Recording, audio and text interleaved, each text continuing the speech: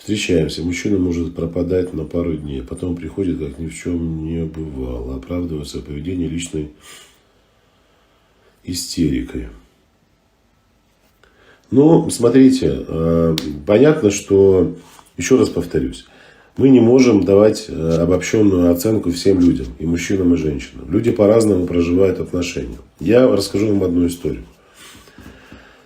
Один молодой человек пытался жениться на своей любимой женщине 3 раза. Первый раз, когда в ЗАГСе он сбежал и исчез, никто не понял, что произошло.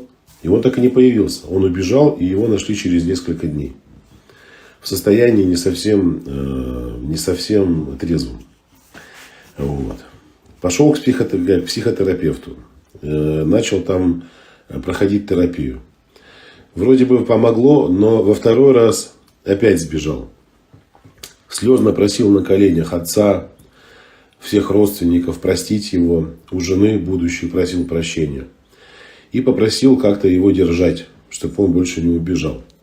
Закончилось все тем, что он упал в обморок в ЗАГСе во время, когда их объявляли мужем и женой. При этом папа, младший брат этой женщины, девушки, и еще несколько крепких молодых людей стояли по периметру, чтобы этот говнюк вновь не сбежал из ЗАГСа.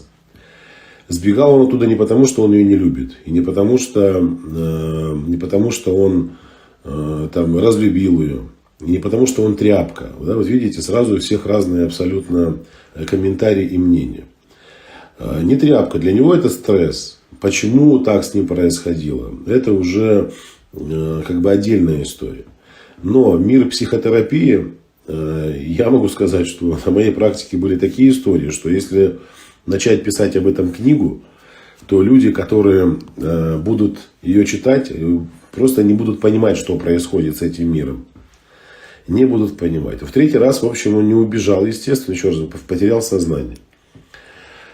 Поэтому для каждого человека отношения, близкие отношения, они имеют свою определенную структуру. То есть для кого-то это вполне естественно. Кто-то начинает теряться, пугаться, вести себя неадекватно. И сейчас у людей все хорошо, и дети есть, и счастливы, и живут. Зарядимся позитивными эмоциями. Получим вздрючку, если кому надо. Если кому волшебный пендель, тоже обращайтесь. Если кому слова поддержки, тоже говорите. В общем, стол заказов психологических открыт. Всем привет, привет, привет, привет.